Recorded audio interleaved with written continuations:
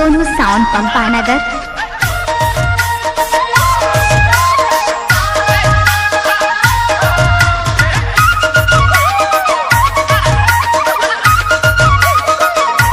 इस गाना को डाउनलोड किया गया है डीजे राजा बाबू की वेबसाइट से।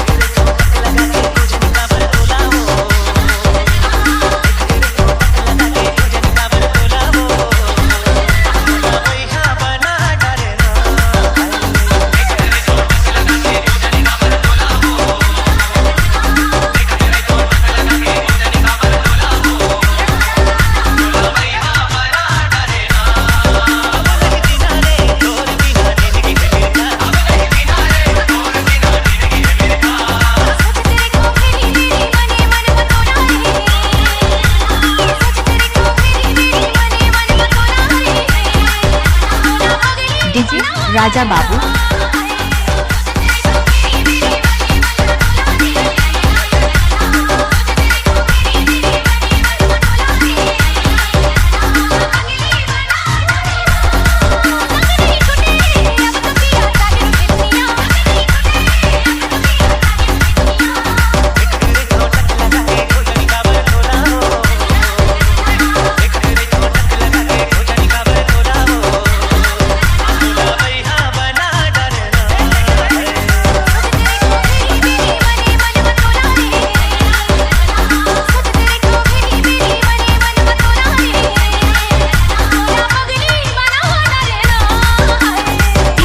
सुन रहे हैं डीजे राजा बाबू का रिमिक्स सॉन्ग पंपानगर की ओर से।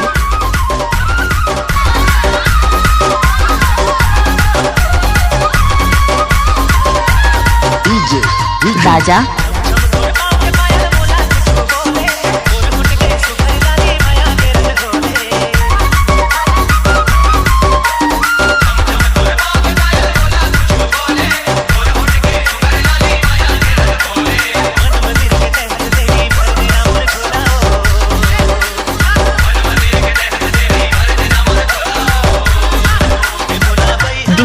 राजा बाबू।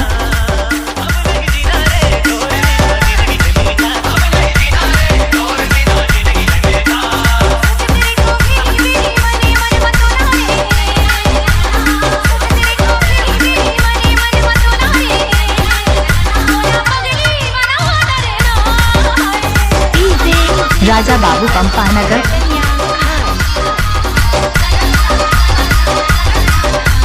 डीजे विजू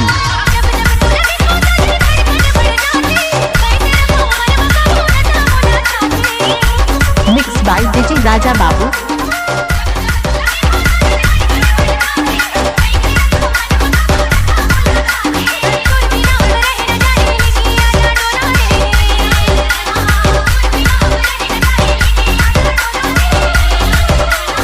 डीजे राजा बाबू।